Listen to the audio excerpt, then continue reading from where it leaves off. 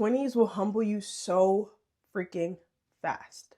I feel like once you hit about 25, something in your brain just like mentally shifts. And you look at certain people who you thought were attractive, and now you look at them like, you seem like you might be exhausted. I'm not even gonna lie to y'all though. Once I turned 25, my dating standards and my type have completely changed. Like, completely. The first thing that I want to just go ahead and get out of the way with is talking stages. They don't exist. It's just called dating. It's just dating, right? Mind blowing. If you see someone you like and you all exchange contact information and decide like, hey, we're both single, why not get to know one another? And possibly on a deeper, more romantic type of connection, y'all are going to start dating, especially if you start going out. That's dating. I don't want to hear about talking stages anymore. I'm over it. Now, how I see it is you can personally date more than one person at a time. Because like I said, you're just essentially courting someone. You're not in a full relationship yet. You both have to be on the same page about it though. I just don't think that personally, just because someone asks me out or asks you out, that you have to now cut off all ties to going on another date with anyone else. You're just boxing yourself into this one person already. It's one thing if you guys have been talking for quite some time and now you're like, okay, let's communicate and decide that I'm with you, you are with me, and we're only going to focus on one another from this point on.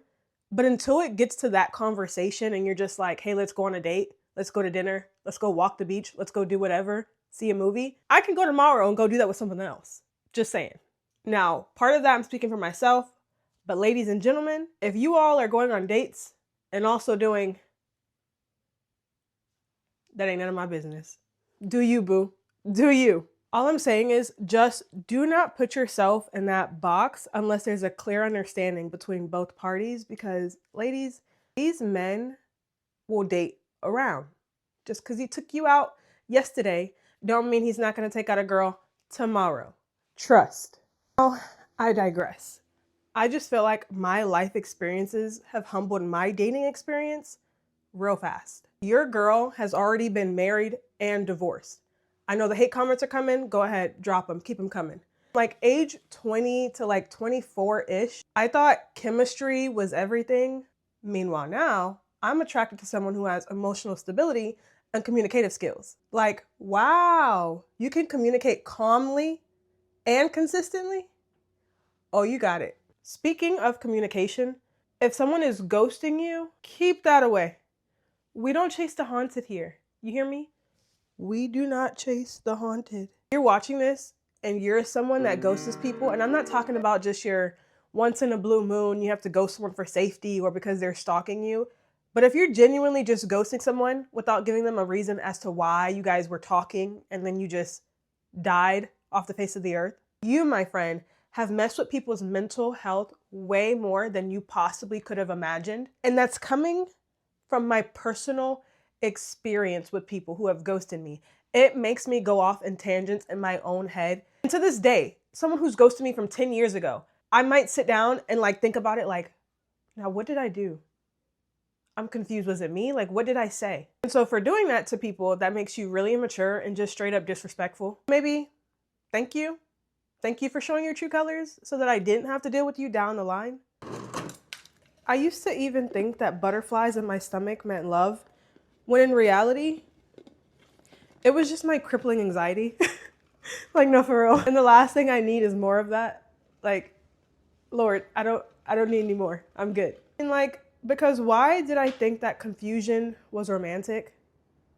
I don't know. I just work here. If I have to cry, journal, ask my friends that I don't have, ask TikTok, ask the universe, and stalk your socials to figure out if you like me or not, you are not my man. And he's not yours either, ladies. Actually, that's a part-time investigator position. It is. And quite frankly, I quit. I also just had to stop romanticizing love. Why was I out here trying to emotionally build grown adults like I'm out here working on a construction site. No, I am not applying for the position of Bob the Builder, and you shouldn't either. If you are still figuring out basic respect and communication skills at your grown age, I can't help you anymore. I won't help you anymore.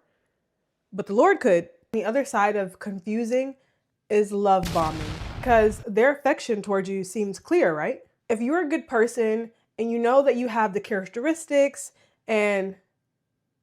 Do I have a lazy eye? What the heck? You're someone who has good characteristics about yourself. You know you have the looks, the brains, the communicative skills, the emotional stability, then it would be very easy for you to fall into this love bombing. It's so easy to think so highly of yourself when you know you're a good person with good intentions. In reality, no, that's not how things should be. They are trying to emotionally trap you into falling for them so that they can get more out of you in the long run. And I mean, even if the person is also wanting a genuine relationship, it's still a red flag if they're blowing up your phone or if they're stating how serious their feelings for you are and it's only been a week. And truly, they might just have anxiety. And that's why they need to feel like they need to connect with you so fast. They are afraid of being alone. And another thing, being funny is just not cutting it anymore for me personally. I don't care. Kiki, haha, I don't care. A man can be handsome as I don't know what, and girl, he will still tear up that whole nervous system of yours. I mean, you two women, y'all are no better. On a serious note, once you've experienced so much calm in your life, chaos in the dating scene just starts to get seriously unattractive. At this point, emotional stability is sexy. If you won't say it, I will. Communication is sexy. Consistency is sexy. Self-awareness. Calm down. Man, Calm now down. that will get my attention faster than looks. Because attraction fades quickly. When someone lacks emotional intelligence, stability, and accountability, or direction in their life, I am immediately turned off. Unlike how I would have kept trying to push for that person just a few years younger. This next tip is definitely leaning more towards my women. Listen closely. Do not go out with a man that does not know how to plan a date. Don't go. There is no signs and security from a man that can't plan a date or is just always saying any of these phrases. Where do you want to go? What do you want to do? Oh, me? I'm down for whatever. Or, man, you know, I'd just be chilling at the crib for real. Like, yuck! No, it's one thing to take someone out on a date, right? And you guys want a chill night. You can do a chill walk the beach night, stay in, play board games, catch quick food, whether it be Chipotle or like a simple restaurant. Anything chill, right? I'm not against a chill date, cost-efficient date. But it's a whole nother thing to start dating someone with no creativity, no initiative. Because once you get into a relationship with that type of person that didn't know how to plan a date in the beginning, you're gonna realize all of that starts falling into the relationship and the dynamic of how he is as a man in the household. Me saying this doesn't mean that women, you don't ever take a man out either. I'm just targeting men because we know that stereotypically, it's a man who's going to ask a woman out, usually first, execute it, plan it, whatever, pay for the date. Yeah. Back to my ladies. If you want a leader, go off his initiative and creativity on the first 3 dates. In dating, I also started paying attention to lifestyle compatibility way more because I realized I just physically cannot date lazy people. I work 12-hour shifts, trying to build businesses, flip property. I'm trying to level up financially with investments. I guess what I'm saying is financial freedom long term. So if someone comes in my life and you have zero ambition, zero consistency, and moves through life with no sense of urgency, it starts to irritate me. It genuinely makes my skin crawl, like real bad. Living alone has changed my standards so much too. Once you start living alone as a woman, you just stop wanting men in your space, unlike you would have when you were in your earlier 20s. Side note, I do think that living alone has made me realize I have OCD. And with that, my partner has to be just as clean as I am. I don't want to tell a grown adult what to clean, when to clean it, how to clean it, you know, etc., etc. I'm not your mother. No offense, but breaking my peace like that now at 25, I take that as a serious offense. I love going home to my own space. I love the quiet. I love not arguing. I love not feeling like I'm emotionally drained 24/7. I think another huge thing that changed for me in the dating scene at 25, I just stopped forcing connections. I stopped forcing the connections that went off of my usual type, whether it was physical or an age range. And quite frankly, your type could be keeping you from your person. I stopped judging off of looks and a physical type and started realizing that a flip had also switched again. And I started looking at men that were 5 to 10 years older than me like, I see you. I didn't see you before, but I see you now. Younger me used to hate facial hair on a guy. I hate the chest hair, a dad bod. I used to want someone that was clean shaven, had abs, I don't know, pretty cut. I guess I blame that really on the military though, their standards that they held men to. And I just got used to that. But now it's like, I need the beard. I need the mustache. I need the facial hair. I need a little chest hair.